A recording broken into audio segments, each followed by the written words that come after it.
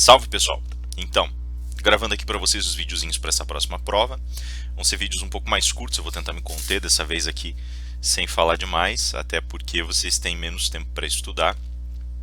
Então eu vou ser bem direto, vou tentar ser bem direto com relação à matéria que vocês precisam estudar aí, tá? Primeiro, Rousseau. O que vocês precisam saber de Rousseau? Voltem lá no começo da matéria. Lá no começo nós discutimos a posição relativa que Rousseau tinha no que diz respeito à construção do seu pensamento. A gente falou que ele pertenceu, grosseiramente falando, a 3 movimentos diferentes ao longo da vida dele. Num primeiro momento ele teve uma proximidade maior com os iluministas, não que ele tenha sido um iluminista, mas ele teve uma proximidade maior com os iluministas, porque em ambos os casos, tanto iluministas quanto ele, tinha uma visão um pouco mais racionalista, um pouco mais racional da construção do espaço político. E aí, por conta disso, essa visão acabou aproximando Rousseau dos iluministas. Tá? No entanto, a gente vê que existe um ponto de rompimento entre eles, em que o Rousseau efetivamente se caracteriza como um contratualista e passa a se afastar da pauta iluminista de uma forma geral. Ele demonstra que ele não é favorável a uma série de visões que os iluministas têm. E aí, os iluministas que viam o Rousseau como uma promessa, tinham inclusive aventado a ideia dele ser ministro junto à coroa, aquele negócio todo, passam a entender que o Rousseau não guarda determinados elementos que são cruciais para a organização de uma vida política, e por conta disso eles afastam Rousseau desse ponto central, dessa visão mais central, dessa visão mais privilegiada do espaço de produção intelectual. Né? Que momento foi esse? O que aconteceu aí? O Rousseau ele se afasta dos iluministas justamente porque ele começa a trabalhar a noção de racionalismo dele num sentido instrumental e fragmentário, ao passo que os iluministas tentavam demonstrar a leitura dessa dimensão racional como sendo formativa e principiológica para a existência humana e para toda a natureza. Rousseau entendia na realidade que isso era uma faculdade humana e estava disponível para uso, ao passo que o iluminista tentava explicar o mundo pela racionalidade, grosseirissimamente falando. E num segundo momento, a ideia desse convencionalismo na vida do Rousseau. Rousseau entendia que toda construção social, que toda construção familiar, toda construção moral, na realidade era convencional. E o iluminista, por entender que a razão é princípio que explica a natureza, não conseguia compreender as coisas dessa forma. Por conta disso, nós vamos ter então esse afastamento inicial. Lembrem bem disso, tem duas causas. A primeira causa, essa visão racional do Rousseau, que instrumentaliza a razão. Segunda causa, segundo momento, Rousseau entende que família, sociedade, moral são convencionais. Tá? Isso é típico do contratualista, certo? Diverge, inclusive, do pensamento aristotélico, que vai dizer que a construção da família, da vida política é natural, como a gente bem lembra lá do começo do curso. Né? Tá, e aí a gente tem uma terceira fase. Essa terceira fase é uma fase do Rousseau como um pensador do romantismo, como um precursor do romantismo. Lá no fim da vida dele eu contei para vocês que ele começa a escrever uma obra literária, caráter ensaístico, quase autobiográfico, se não autobiográfico, já desapontado com o mundo, com a vida, começa a falar um pouco mais sobre o isolamento do homem diante da natureza, e aí ele constrói essa visão romântica. Por caridade, lembrem bem, tá? Rousseau não foi a vida inteira romântico, não foi a vida inteira iluminista, muito pelo contrário, ele era um contratualista. Mas ele teve contato com o iluminismo e no final da vida dele, ele adota posturas românticas no pensamento dele, certo? Veja, dentro desse contexto formativo, o trabalho que eu fiz com vocês teve 2 estágios. O primeiro desses estágios foi uma discussão sobre o fundamento da desigualdade entre os homens. Ali nós pontuamos algumas questões. Primeiro, a questão produtiva da ciência em Rousseau, e essa questão produtiva da ciência dizia respeito mais especificamente àquela visão negativa que ele tinha em virtude da possibilidade do mau uso da ciência para a produção do luxo e, portanto, para o aumento das desigualdades sociais. Num segundo momento, a ideia de ciência e arte acaba evocando a ideia de como essa desigualdade entre os homens surgiu. E ele vai dizer que a desigualdade surge por conta de um desequilíbrio nas condições produtoras da propriedade. Como assim? De um lado você tem a produção do campo, que vai te permitir a produção dos alimentos, aquele negócio todo. Do outro você começa o espaço de produção privilegiado do minério, do ferro, dos metais e o beneficiamento desses metais para a produção de artefatos, de instrumentos de uso. Na cabeça do Rousseau, o problema é que essa produção que você está tendo no âmbito específico do beneficiamento do metal gera o ambiente urbano, e esse ambiente passa a ser privilegiado no sentido do custo operacional e, portanto, no sentido específico da comida, do alimento que recebe em troca dos seus produtos. O produto que é produzido nesse centro, nessa manufatura, né, ela começa a aumentar de preço, porque ela precisa sustentar o cara que está nessa ponta recebendo o alimento para sobreviver, enquanto na realidade existe um achatamento do preço daquele produto que sai do campo, que é o produto que vai alimentar e sustentar todo mundo. Esse circuito, em sentido específico, faz com que exista o início da desigualdade. Quanto mais a gente determina, quanto mais a gente estabelece o centro, o eixo das relações, no sentido específico de você aumentar o luxo e aumentar a produção do luxo no que diz respeito à organização e leitura dos artefatos, mais você vai ter dentro desse contexto específico uma perda, um decréscimo, um desgaste no que diz respeito às relações que permitem a produção no campo. E aí o sujeito campesino ele vai perdendo produção e vai aumentando o custo vai aumentando seu próprio custo de vida, ao passo que esse indivíduo que está no centro urbano vai recolhendo esses recursos, e aí você gera essa desigualdade tremenda, né? Que era basicamente o que o Rousseau enxergava ali na realidade francesa do período dele. Agora, resguardada e construída essa desigualdade, Rousseau vai passar por um período em que ele vai tentar fazer uma reflexão a respeito do que era considerado contrato social em seu tempo, e essa consideração vai permitir uma desconstrução específica dos velhos modelos contratualistas para que a gente chegue àquilo que é chamado de novo contrato social. Daqui por diante, prestem bem atenção, a obra está dividida em dois pedaços, o velho contrato social e o novo. O velho contrato social tem uma bifurcação. Ele vai discutir o velho contrato social primeiro nos termos do Grotius, depois nos termos do Hobbes. E ele vai criticar pesadamente essas esferas, essas estratégias que foram utilizadas para defender o contrato social. No caso do Grotius, por exemplo, a gente estabeleceu um argumento que a gente chamou mais ou menos de argumento da guerra justa. Lembrem bem desse nome, argumento da guerra justa. Que argumento é esse? Grotius defende lá no Direito de Guerra e de Paz que existe a possibilidade da gente estabelecer relação entre nações, e essas relações geralmente são relações competitivas. E como relações competitivas, elas envolvem, por conta disso, o entrechoque dessas nações.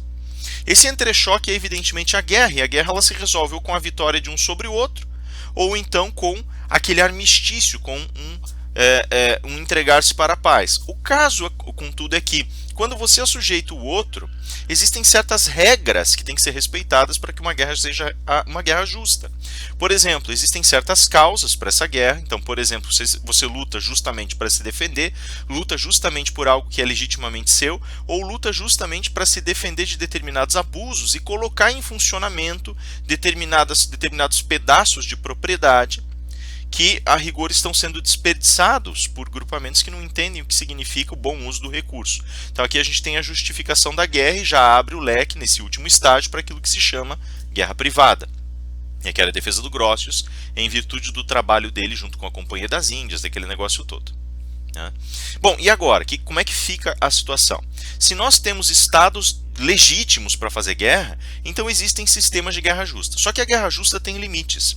A guerra justa ela só pode ser travada para desarmar o oponente e retirar dele seus meios de defesa, atacando soldados inimigos ou desaparelhando militarmente o estado inimigo, o grupamento inimigo. Uma vez feito isso, acabou a guerra e contra o civil nada pode ser feito, sob pena de tornar-se a guerra um movimento injusto. Tá? Essa é a teoria do Grotius. O que o Rousseau fala a respeito disso? Ele vai dizer, está muito equivocada essa visão. Porque se pela guerra você assujeita uma nação estrangeira e essa nação, por conta disso, já não tem mais meios para se defender, isso significa que todos os teus comandos têm que ser obedecidos ao pé da letra. Pior, eles serão obedecidos ao pé da letra em virtude de um potencial uso futuro da força. Se não for por isso, não vão ser obedecidos. E agora, esses comandos acabam sendo obedecidos porque essa ameaça de uso da força está presente. Se ela não estivesse mais presente, eles não seriam obedecidos, mas mais do que isso, o fato de estarem presentes mostra que o princípio da guerra justa não se aplica efetivamente, já que para atacar dali para frente eu vou ter que militarizar o civil ou atacar o civil de forma bruta, de forma nua. E esse é o problema. Ele vai dizer assim, a guerra ela não termina, ela não se encerra quando você desaparelha o adversário. Esse desaparelhamento mantém uma ameaça constante do uso da força. E essa ameaça constante é, ao mesmo tempo, a estabilização de um regime, que é regime de imposição da vontade de um sobre o outro. Ele vai dizer, quando você impõe a vontade de um sobre o outro, faz o outro trabalhar para você pelo uso da força, isso chama escravidão. Então não existe guerra justa, que é o contrário. Encerra-se esse primeiro argumento, que é o argumento, né, da guerra justa, ou do estado de guerra justa. E agora nós passamos a um segundo momento, que é quando ele vai criticar Hobbes. Ele fala assim, tá, mas essa experiência de Estado é muito diferente da experiência, pelo menos preconizada pelo Hobbes, no que diz respeito ao Estado tratando com seus cidadãos. Porque na cabeça do Hobbes, diz ele, nós vemos um Estado se formar na medida em que ele passa a exclusivamente usar a força para proteger o seu povo de determinados abusos e a população abriu mão do uso da força para que ela pudesse ter essa segurança e para que ela pudesse ser protegida. E aí ele vai dizer assim, olha, esse contrato social ele até funcionaria se ele fosse efetivamente um contrato, mas ele não é. E ele não é porque existe alguém fazendo força e o outro entregando tudo que tem. Ele vai dizer, primeiro, quem é que faz um contrato para entregar tudo que tem e não recebe nada em troca? Um hobbesiano diria assim, não, mas você recebe harmonia, pacificação social e segurança. Ele vai dizer, veja, se eu abro mão dos instrumentos de defesa que eu tenho diante de um outro que mantém os instrumentos de agressão, isso significa que em uma guerra, se eu pensasse dessa forma, afinal das contas o Estado original era de guerra de todos contra todos, eu teria aberto mão dos meus meios de guerrear para que o outro mantivesse os seus e se jogasse em posição análoga àquela defendida por Grotius. Talvez aí fique clara a ordem do argumento. Então, basicamente, eu sou como aquele que foi derrotado na guerra. E, basicamente, portanto, eu sou um escravo. Eu não sou alguém que entrou num acordo de livre e espontânea vontade. Eu sou alguém que foi derrotado por mecanismos de astúcia ou uso puro da força. Eu perdi a minha capacidade de defesa e agora eu sou obrigado a contar com esse outro mais forte que, enquanto supostamente me protege, também me comanda. Portanto, eu sou escravo. Algum hobbesiano ainda poderia dizer assim, veja, da mesma forma, suponhamos que fosse assim, então você poderia imaginar, mesmo que você fosse escravo, que existe um teor aqui de escravidão voluntária, afinal das contas, ninguém nunca derrotou ninguém. Você foi lá e entregou o uso da força para que o Estado, monopolizando, pudesse organizar as coisas e não houvesse dissenso. E aí o Rousseau diria assim, não se abre mão espontaneamente da liberdade, não se abre mão espontaneamente daquilo que te faz livre. Você não pode virar escravo espontâneo, isso não existe. Isso não existe porque nós todos somos portadores de razão. E como somos portadores de razão, mesmo que nós nos entreguemos para uma escravidão, mesmo que nós abramos mão daquilo que nos permite lutar, ainda assim, nosso pensamento mostra independência. Eu continuo discordando no meu pensamento, mesmo que materialmente eu não consiga mais, ou não tenha mais condições de combater, de modo que a revolução está sempre fervilhando na minha mente. E até que, eventualmente, é óbvio, ela venha à tona. Ele vai dizer, não existe negócio de escravidão espontânea. Abrir mão daquilo que te faz livre significa abrir mão daquilo que te faz humano. Em outras palavras, abrir mão daquilo que te faz um ente racional, um ente independente no seu pensamento. Ele vai dizer, tá bom, então vamos supor que não seja de fato, um hobbesiano diria, uma escravidão espontânea, já que ela não existe. É uma escravidão realmente que veio de um enfrentamento. É necessário ainda que você entenda que tem certos grupamentos humanos que merecem ser escravos ou precisam ser escravos, porque eles não dão conta de executar as tarefas necessárias para a sobrevivência do grupo, e daí eu tenho que ir lá e comandá-los. Mais ou menos o mesmo argumento que o Grotius usa quando ele fala sobre a guerra privada e a proteção da funcionalidade da propriedade, quer dizer, eu tomar a propriedade da mão de quem não sabe usar para colocar na mão de quem sabe como usar. E o Rousseau vai dizer assim, olha, esse negócio também não é bem assim. Afinal das contas, se você me diz que existem grupos que merecem ser escravizados, e você funda isso na inferioridade desses grupos, é porque antes de tudo você empregou a força para escravizá-los, tirou os meios de defesa e desenvolvimento deles, e os inferiorizou pelas suas ações, pelas suas relações fenomênicas. E quando você faz isso, você inverte o argumento. O sujeito não é escravo por ser inferior por natureza. O sujeito é inferiorizado por ser escravo. E aí ele termina dizendo, a escravidão não é natural e não pode ser espontânea. Ela é uma relação construída pela força e exatamente por isso ela praticamente convida, se não exige do indivíduo que foi escravizado que ele enfrente a situação que está diante dele para que ele se emancipe. A racionalidade dele pede isso. E a racionalidade dele faz mais, na verdade, porque o primeiro movimento da razão é justamente aquele que mostra que todos nós nascemos com a mesma capacidade, com o mesmo potencial racional, e por conta disso, todos nós nascemos iguais uns aos outros, e nascemos exatamente por isso livres em nossos pensamentos e disposições individuais. E enquanto nós não vivermos essa igualdade, essa liberdade, nós perderemos em sentido próprio algo de fundamental da experiência humana. E é essa a defesa que ele faz, né? Então esse segundo argumento, que nós chamamos aqui de argumento do uso da força, agrega elementos do primeiro para tentar mostrar que o Estado escraviza, que a escravidão não pode ser espontânea, que não existe escravidão por merecimento, mas que nós todos, livres e iguais, dois âmbitos do direito natural aqui, portadores de razão que somos, lutaremos ou somos inclinados a lutar pela nossa liberdade em todas as instâncias. Certo? Feito esse panorama, Rousseau vai dizer assim: é por isso que precisamos de um novo contrato social. Como é que se constrói esse novo contrato? Ele é construído e arquitetado a partir do momento em que eu admito que um contrato exige livre acordo de vontades, e elas têm que entrar em pé de igualdade na relação. Logo, esse contrato só pode ser conformado para o interesse de todos e em virtude do bem de todos. Aqui a gente tem uma divisão, portanto. Primeiro modelo, que é o modelo central desse novo contrato social, é chamado de vontade geral. Ele determina as necessidades de uma comunidade e como essas necessidades vão ser supridas. É um produto de uma reflexão racional sobre a realidade. Desculpa, então aqui não resta opinião política. Segundo plano, que é o plano específico dos interesses individuais, esses interesses são justamente representados, pelos nossos desejos, pelas nossas ansiedades. Podem aparecer indivíduo a indivíduo ou grupo a grupo. E eles tendem a querer se sobrepor a essa tensão das necessidades. Então a vontade geral seria o alvo do contrato social. O interesse é aquilo que ainda vem do velho contrato e tenta se imiscuir, tenta se infiltrar na sociedade. Eu falei para vocês lá pelas tantas que entre um e outro é muito fácil você pegar certos interesses e colocá-los no lugar da vontade geral, mascarando-os como vontade geral. Tá errado? Tá errado. Mas acontece. Por quê? Porque a vontade geral é muito difícil de detectar, de compreender e de estabelecer com clareza. Certo? Em virtude de todas essas circunstâncias, o diálogo racional exige certos marcos no discurso. Que marcos são esses? Eles são representados de maneira mais central pelas leis. As leis estabelecem e traduzem esses elementos racionais, procurando uma defesa formal deles.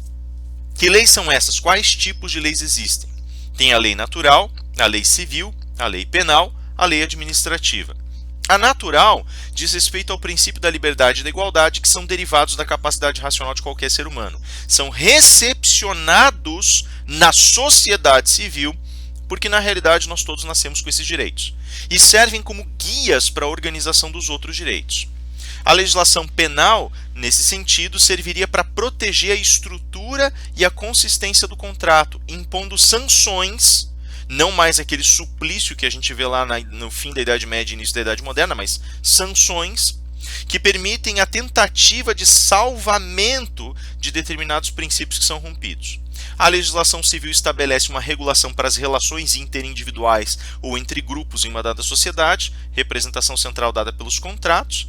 E a legislação administrativa vai tentar desenhar instituições, posições para os governantes e vai tentar especificar que conduta os governantes devem ter.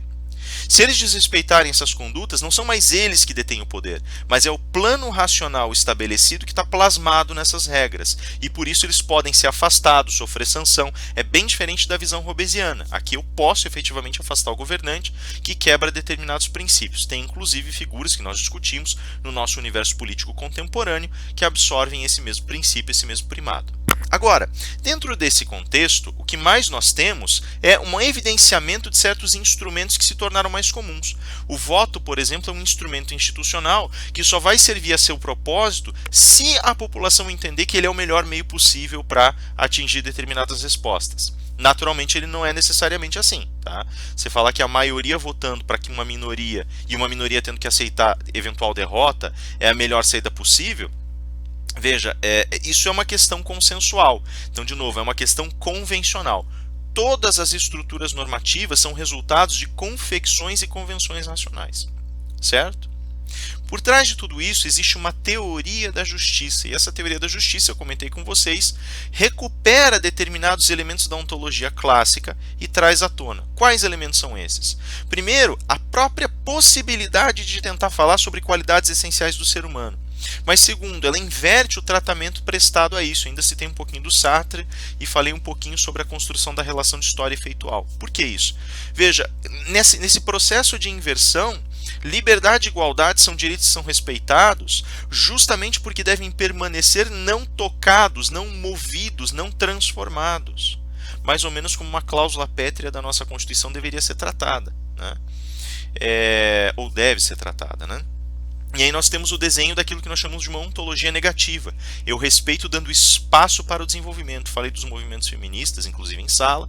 As cláusulas pétreas da Constituição, justamente aqueles princípios inamovíveis que devem ser deixados para que se desenvolvam da maneira como devem se desenvolver na prática, mas sem que eles sejam abalados ou removidos. Enfim, tudo isso representa essa ontologia negativa. Ela vai aparecer ali com mais clareza no espaço de negatividade do ser do Sartre, né?